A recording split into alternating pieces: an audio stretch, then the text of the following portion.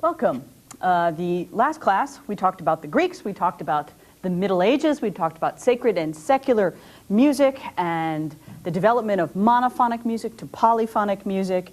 And we know that Western society was becoming more and more independent economically, intellectually, and artistically, right? So we have quite a landscape now. We have those wonderful, beautiful Gothic cathedrals, the Gothic landscape, educated people, a stable church. Everything is going really well. We have decipherable notation. Modern scholars have been able to recreate really incredible music, as well as we have the notation of rhythm.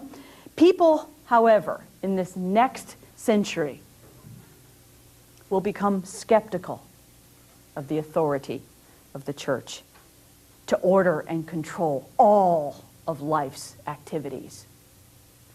And this is a very interesting century, the century of the 100 Years' War. How long did the 100 Years' War last? Huh? 30? No, that's the 30 Years' War. That didn't last 30 either. Huh? 100? More than 100 years. It's just a trick question. It's like 113 or something. But that's not important. That's a long time. 50 years is too long. 2 months of war is too long.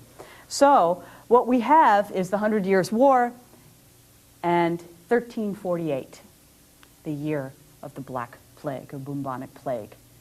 A quarter of the population of Europe wiped out. And I found a really interesting quote the other day that a man was burying one of his 5 children, and he could not weep. And he could not weep, he said, because that was everyone's future. So it was impossible for him to cry. I thought, wow. But so many people gone. Even the most devout Christians were confused during this time. I'm the Pope. No, I'm the Pope. No, I'm the Pope and so is my wife, right? We have popes claiming rival kingdoms here. Nobody quite knows what is going on. The church becoming unstable, okay? Entertainment outside the church became widely cultivated. We will see that. Secular music will have its boom during this time. So while we have the dark side of this, we also have the artistic side of this. It is such an incredible period of time that historians and theorists and artists separate this period of time into the Ars Nova, or new art. Okay, Ars Nova in Latin means new art. And we see this boom of art in France and in Italy. This 100 years will set the climate for one of the greatest periods of genius in our human history, and that is the Renaissance. So this period of time, very, very important. Even religious music was infused with this new, I'm going to throw out this word right now, humanism. Humanism. We have a lot of new musical leaders now, all over Europe. The musical North, the musical South, you name it. We have composers learning from each other. A lot of interesting things happen. Mr. Chaucer writes the Canterbury Tales. In literature, we have some pretty interesting things going on. What was Chaucer's Canterbury Tales about? Anybody know? Some people on the way in Canterbury. Well, sort of. It was one heck of a road trip. How about that? Okay? But more importantly, it wasn't about God. It was about real life. And heck, every once in a while there might be something erotic in there. Oh my goodness, what is happening? Right? So this was a great staple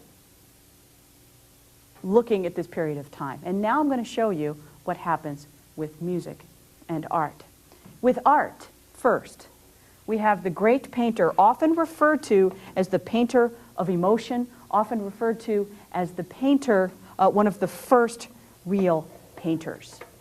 And we have Mr. Giotto in Florence, on your left here. Mr. Giotto. He's going to lead us into that Renaissance. He's going to lead us into the human again, that look of the Greek god. This is still spiritual, right? This is very spiritual. We see a lot of gold. We see the Madonna and Child.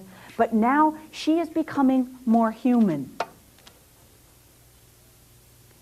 And certainly, when you look at the work of Da Vinci, let's say the Mona Lisa or Michelangelo's Sistine Chapel, we're looking at humans. And so we see it during the Ars Nova in art with Mr. Giotto. He's one of my favorite painters. He could give the spiritual, but he could also give the natural as well. So we're seeing both sides of the coin here. Okay? All right.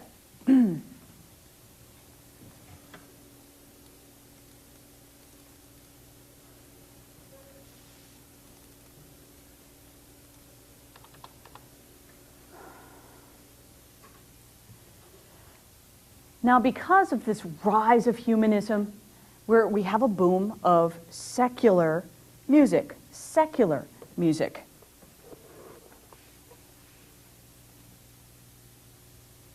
And I'm going to play you an example. This is an Italian example. We're going to use our secular song example from Italy, and we're going to use our sacred mass example from France. So we're going to go to Italy first, and then we're going to go to France. And again, we are in the Ars Nova, the 100 years preceding the Renaissance. This is, what we're going to hear is a song by Landini. Landini was one of the most celebrated Italian composers of the 14th century.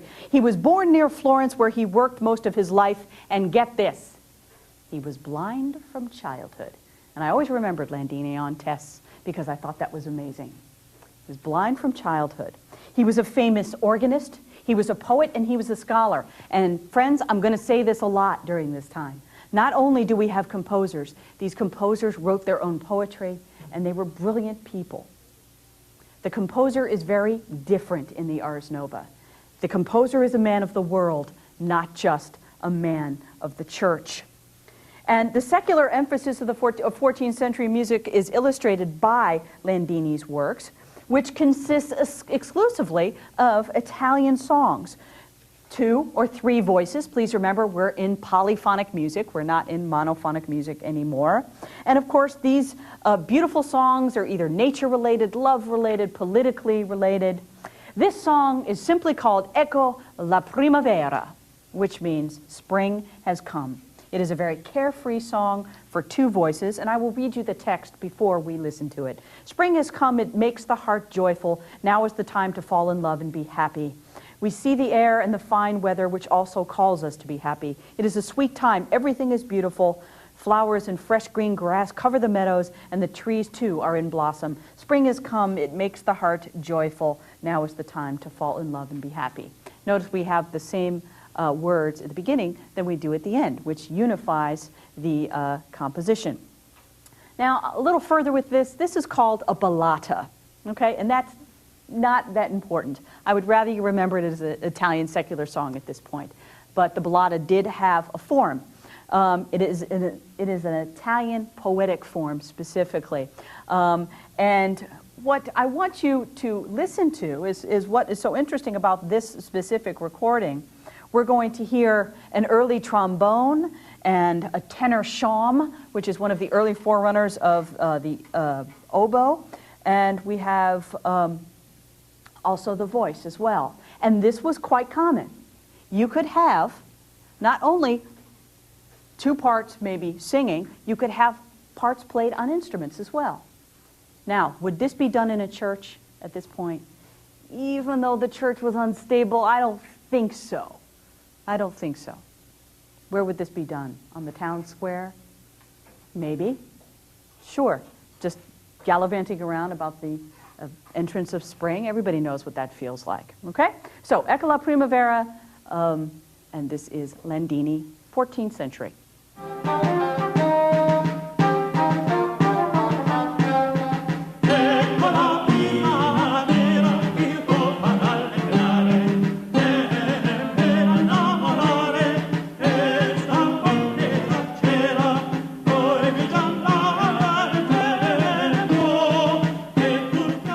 was Mr. Landini, and that was an Italian secular song called Spring Has Come. And so what we're hearing are percussion instruments, guitar-like instruments, wind instruments, so we're really mixing it up.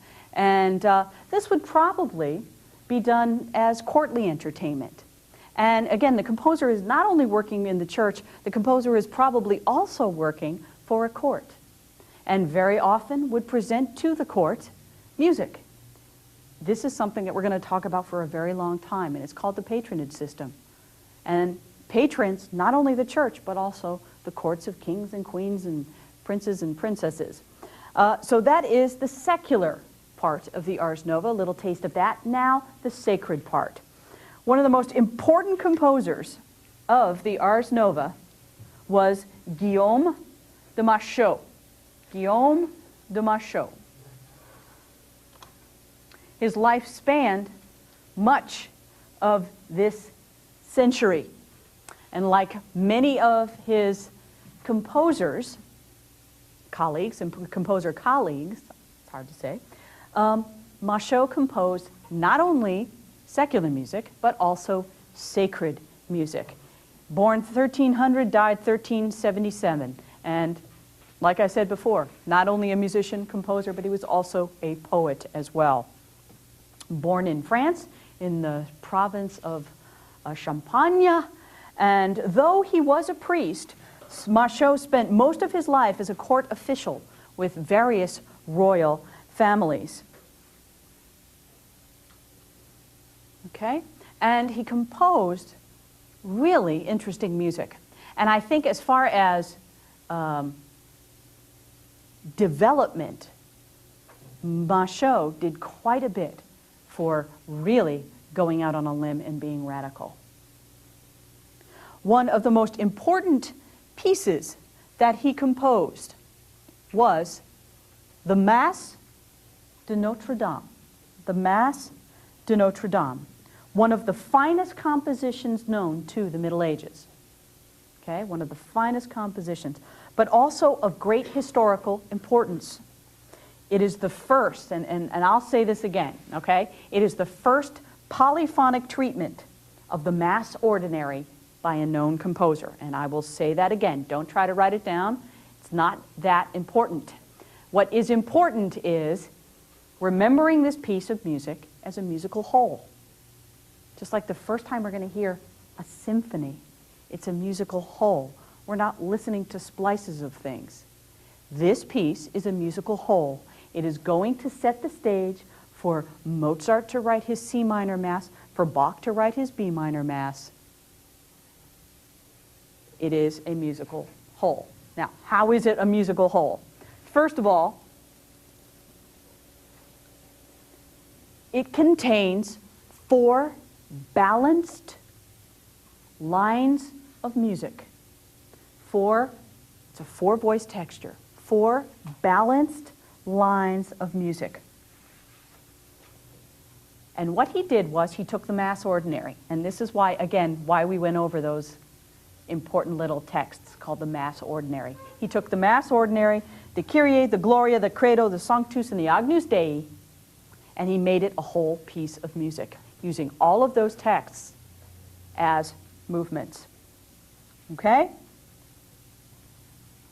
These texts have been set to music, before Machaut, but they were a Kyrie or a Credo. What he did was he put it together. And he unified it in not only the fact that he put it all together, he actually used motives, little pieces of music that relate to each other in every single movement. So he really unifies this composition, and it's really inspired some of the greatest choral work after him. And so that's why it is of a very important historical importance. Okay, it's very important. Now, we don't know how he wanted this performed. The recording you're going to hear, I believe, doubles instruments. So instruments are going to be doubling up the voices. Could they do that at this point? Just maybe. Just maybe. They were bold enough because nobody was looking, because Pope, who was Pope, we didn't know. We were kind of doubting the church anyway. Hey, come on. Let's bring the trombone in. Why not? Let's bring something in there and kind of sneak it in, see how it sounds in the church. Ooh, We don't know that. But Machaut's music, very, very, very beautiful, very radical. Now, the example that I want you to listen to from the Mass de Notre Dame is the Agnus Dei movement. The Agnus Dei movement. Agnus Dei, qui tollis peccata mundi, miserere nobis. Lamb of God, who taketh away the sins of the world, have mercy on us. Lamb of God, who taketh away the sins of the world, have mercy on us. Lamb of God, who taketh away the sins of the world, grant us peace. That is the text to the Agnus Dei. And this is how Machaut envisioned this text. So this is the Agnus Dei movement from Mass de Notre Dame.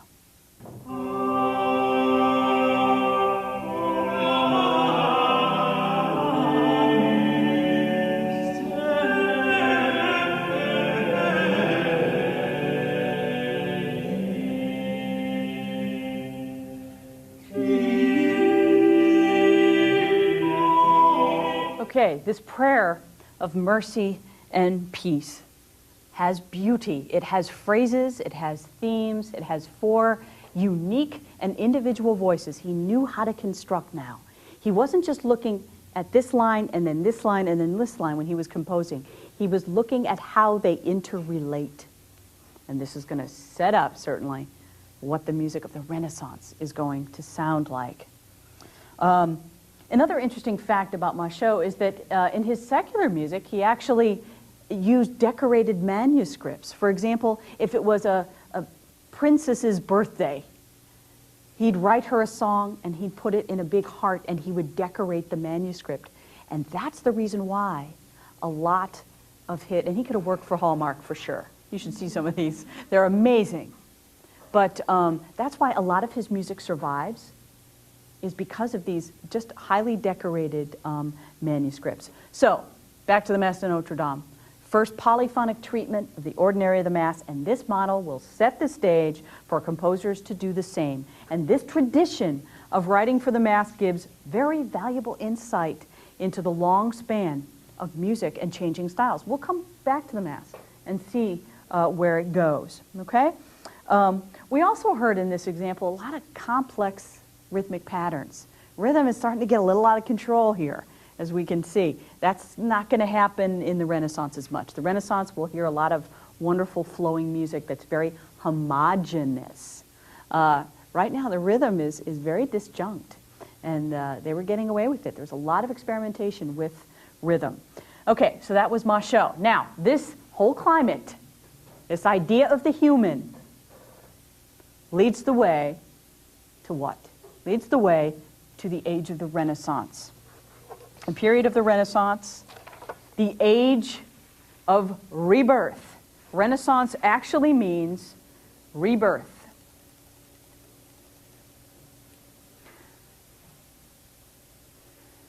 Begins around 1400 or so. Some say 1420, some say 1450.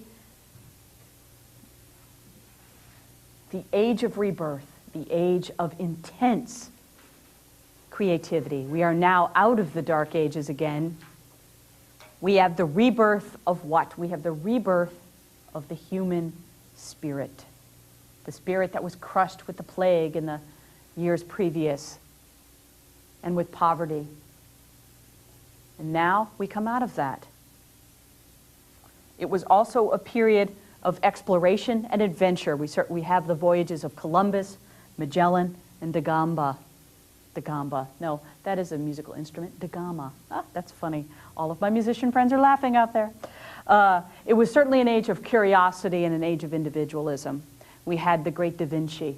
He was the Renaissance man. He wasn't just a painter. He wasn't just a sculptor. He was an engineer. He was a poet. He was a musician. He was a Renaissance man, and that's where that word comes from, a Renaissance man. And what accomplishments. This period focused on humanism. What accomplishments by humans.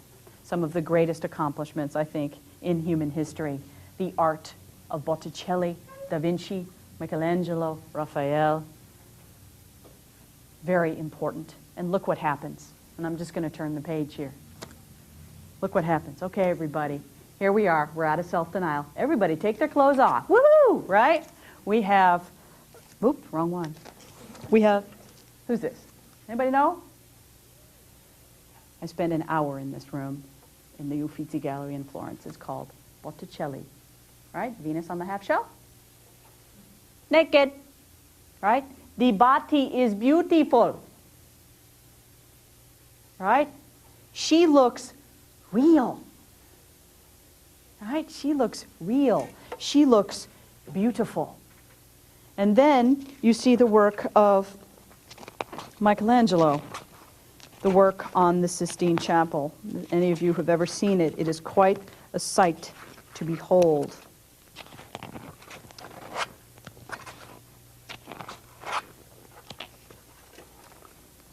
Right? Human, muscle tone, real, dramatic, expressive. Expressive to the point where it takes your breath away. Yes, it's spiritual, but oh, so expressive, right? And so there is a big difference between where we were in the Middle Ages and where we are in the Renaissance, certainly with art. Also, we have a rebirth of the pagan cultures, the culture of Greece and Rome. We have ancient artifacts, we have ancient literature that scholars are going to disseminate. Actually, the church becomes less powerful. Imagine that. But we know that. That's what that whole climate of the Ars Nova was setting up for us. People weren't preoccupied with the afterlife. I am not living my life because of the afterlife. I'm living my life because I am human, and I'm going to love my accomplishments. I'm going to love getting up every day and looking at myself. I'm not going to quite worry. Were they not pious people? Absolutely were pious people. They just took a secular view of life, okay? And no longer did the church monopolize learning. It was a very different time. We also had a huge invention, the invention of the movable type. That's going to enable the Italians to read what the English are doing, right? The French to read what the Spanish are doing, so on and so forth. And so with composers now, composers are going to be able to learn from each other. So we have accelerated the spread of learning, very important. By 1500 people, this is amazing, 15 to 20 million copies of 40,000 editions. And so people are reading out there. And of course, becoming more educated by the second. Okay? Now, every educated person was expected to be trained in music. Now, where did we hear that? Right? Aristotle. It was very important. As in the past, musicians worked in churches, courts, and towns. That's not going to change very much. Church choirs are going to grow in size. The church is going to remain an important patron of music. That's not going to change. But the musical activity is going to gradually shift to the courts, more so than the churches. Composers were no longer happy to remain unknown. They wanted to be known. They wanted to be famous. They wanted to travel. They wanted people to open up the doors of those courts and say, oh, here comes Mr. Josquin. Oh, we've heard about him. You know, they wanted to be known. Many leading Renaissance composers came from what was called Flanders, which includes Netherlands, Belgium, and northern France. Flemish composers were highly regarded and held very important positions all over Europe. So it's not just Paris, it's not just Rome, not just Florence, it's other places as well are going to be major centers of music.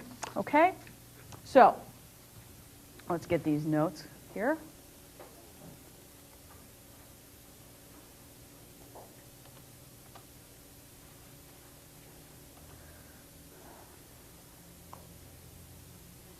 A very important event will happen midway through the Renaissance. An event that certainly is going to shock the world. And that is the split of the church in 1517. But this has been coming for a long time. If the church was unstable in 1300 and beyond, people are becoming very dissatisfied. Dissatisfied. Martin Luther comes along, makes his speeches, and we have the birth of a new religion. right? This is important. But as you're going to see, the Protestant Reformation is going to bring us great music. It's going to take a while. It's going to bring us great music in the Baroque period. Those Lutherans really know how to write. That's for sure. Mr. Bach being one of the gods of the Protestant Reformation. But also the Catholics are going to come back, and they're going to get rules going again, and they're going to say, hey, hey, people don't leave. We're reconstructing here. We got it. We know what we're doing, okay? And so they're going to come back and do that, and it's called the Counter-Reformation. So the church is going to split, and that's a very important point in our history, and especially in our music history as well, okay? Now, characteristics of Renaissance music. Renaissance music. Vocal music will still be very, very, very important. We're going to see the rise of instrumental music. Eventually, composers are going to start composing for instruments, such as the lute.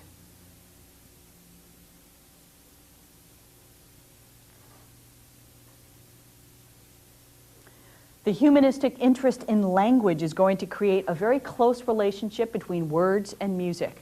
You're going to hear a lot of wonderful expression. The poetry in the Middle Ages was of not great literary quality. It took a while, to really find it, you have to look. In the Renaissance, it's there. We're going to see some great poets. Petrarch being one that composers are going to love to set to music. Word painting. Musical representation of poetic images. So if there's a bird in that text, we're going to make the voice sound like a bird as well. Despite a lot of emotion, we still have a very calm sense of texture, a very restrained kind of sound. I think you'll enjoy it. And you know what? Finally, we're also going to hear that word, triads, finally. And of course, we will keep with our polyphonic texture. That's nothing new, but it's going to have a new richness. We're going to hear some very rich, wonderful music, very flowing. That triad, and I'm going to go through this again, the triad, remember we talked about, here's your fifth. This is a complete chord. We're going to start to hear that completeness coming up. Okay, it's going to occur more frequently. We're setting up our major-minor system. It's happening very slowly, but it's starting to happen little by little. We could hear 4 voice parts, 5 voice parts, 6 voice parts even. And at the end of the century, we're going to hear the madrigal, the Italian madrigal, which could have 16 voices. So we're really experimenting with this wonderful a cappella singing.